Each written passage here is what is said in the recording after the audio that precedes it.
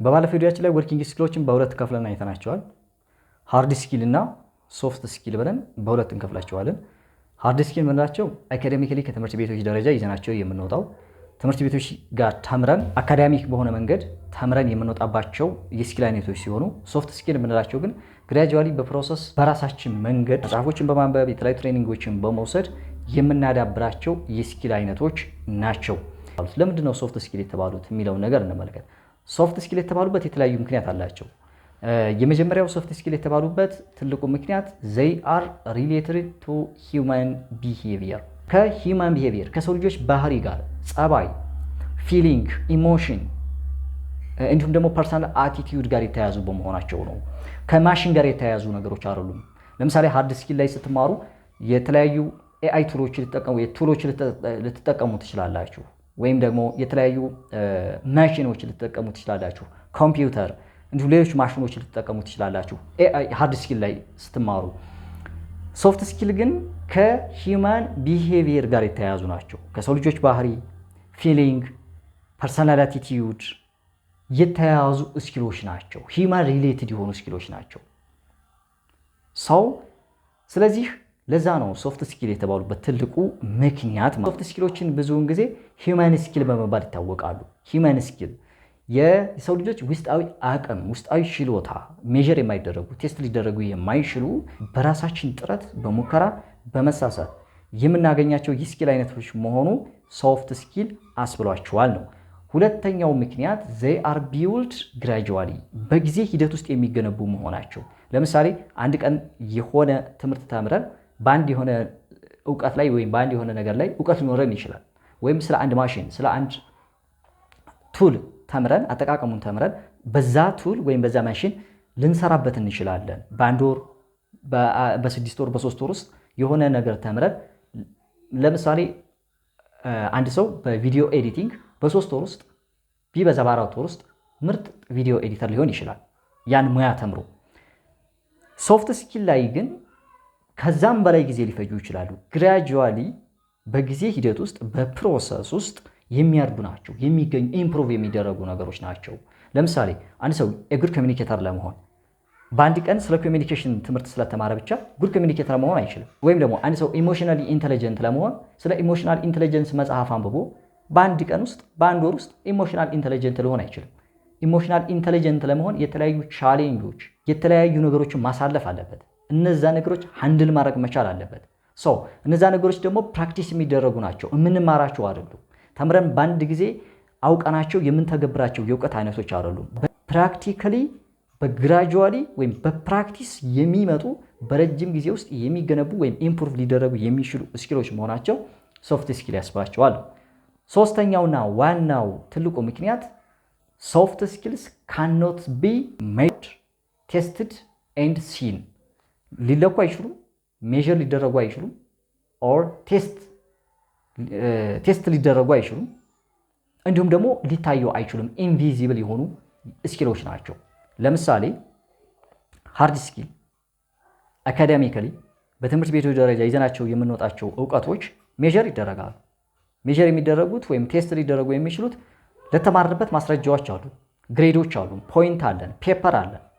ያ ፔፐር ይታያል፣ ይለካል።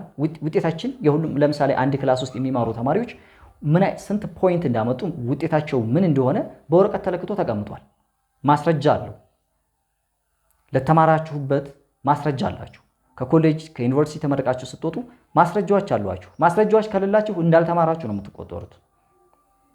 የሰው ልጅ ለተማረበት፣ ለሰራበት እንዲሁም ደግሞ ለታወቀበት ነገር ማስረጃዎች አሉት። ፔፐር አለው።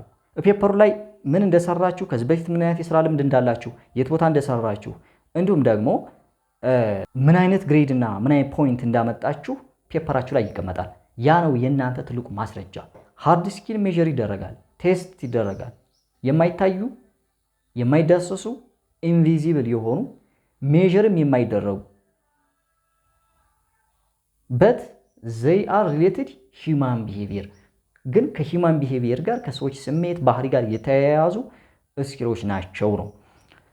ስለዚህ እነዚህ ለምሳሌ የኮሚኒኬሽን ጉድ ኮሚኒኬተር የሆነ ሰው ወይም አሪፍ የሆነ በጣም ሰው ፊት ቀርቦ ጉድ ፓብሊክ ስፒከር የሆነ ሰው ህዝባዊ ተናጋሪ የሆነ ሰው በምንድን ነው ሜዥር የሚደረገው? ችሎታው በውስጡ አለ፣ ግን ሜዥር የሚያስደርግ ነገር ሰርቲፊኬት የሚያሰጥ ነገር ወይም ሜዥር የሚያስደርግ ፔፐር ላይኖረው ይችላል። አንድ ሰው ኢሞሽናል ኢንተለጀንት ነው አንድ ሰው ኢሞሽናል ኢንተለጀንት መሆኑን በምንድን ነው ሜዥር የምታደርጉት? ምንም ማረጋገጫ የለውም ወይም ፔፐር የለውም። ኢሞሽናል ኢንተለጀንት ለመሆኑ የክሬቲቪቲ ስኪል ለመኖሩ ምንድን ነው ሜዥር የሚያደርገው ነገር? ወይም ሜዥር የሚያደርግ ሰርቲፊኬት የለውም። ሰው ለዛ ነው ሜዥር አይደረግም ብላችሁ አንድ ሰው ጥሩ ተግባቢ የሆነ ሰው ጥሩ የንግግር ክህሎት ተናግሮ የማሳመን ክህሎት ያለው ሰው ማስረጃ የለውም። ታው ብቻ ከሱ ጋር አለ እንጂ ፔፐር ላይ ግን ይሄን የጉድ ኮሚኒኬተር ነው የሚል ማስረጃ ሊሰጠው አይችልም። ግን ያ ሰው የጉድ ኮሚኒኬተር ነው። ስለዚህ ውጤታማና ስኬታማ ለመሆን በሰዎች መካከል ሜዥር የማይደረጉ ስኪሎች ስላሉ ሰዎች ተመሳሳይ ዲግሪ ይዘው ተመሳሳይ ውጤት ይዘው አንዱ ካንዱ የተሻለ ውጤት የተሻለ ደረጃ ሊገነባ ወይም ደግሞ ሊያመጣ የሚችለው ትልቁ ሚስጥር በውስጡ የሶፍት ስኪል ችሎታ ስላለው ነው። አያችሁ፣ ብዙ ሰዎች በትምህርታቸው የመጀመሪያ ዲግሪ፣ ሁለተኛ ዲግሪ፣ ሶስተኛ ዲግሪ ይዘው ቢዝነስ የማይሰሩ ቢዝነስ የማይገነቡ ሰዎች አሉ። ኢንተርፕረነር ያልሆኑ ሰዎች አሉ። ራሳቸውን ያልቻሉ ሰዎች አሉ። ግን ከዩኒቨርሲቲ ድሮፕ አውት አድርገው ከሃይ ስኩል ድሮፕ አውት አድርገው ወይም ወጥተው ትላልቅ ቢዝነስ የገነቡ ዓለም ላይ በጣም በርካታ ሰዎች አሉ። ከነ ቢል ጌትስ ከማይክሮሶፍቱ ቢል ጌትስ ፌስቡክ ፈጣሪው ማርክ ዙከንበርግ ማየት ትችላላችሁ። ድሮፕ አውት አድርጎ ነው እነ ቴስላን ስታርሊንክን ኩባንያዎች የገነባው።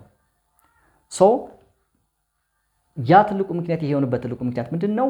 በሜጀር የማይደረጉ ውስጣዊ ችሎታ ወይም የሶፍት ስኪል አቅም ስላላቸው ነው። እነዚህ ሰዎች ወይም የሶፍት ስኪል አቅም ስላላቸው ነው። የሰው ልጆች የስኬት መጠን እስከ 80% ሊይዝ የሚችለው ሶፍት ስኪል ነው። ብዙ ሰዎች እንዲቀልደው ያቸዋል።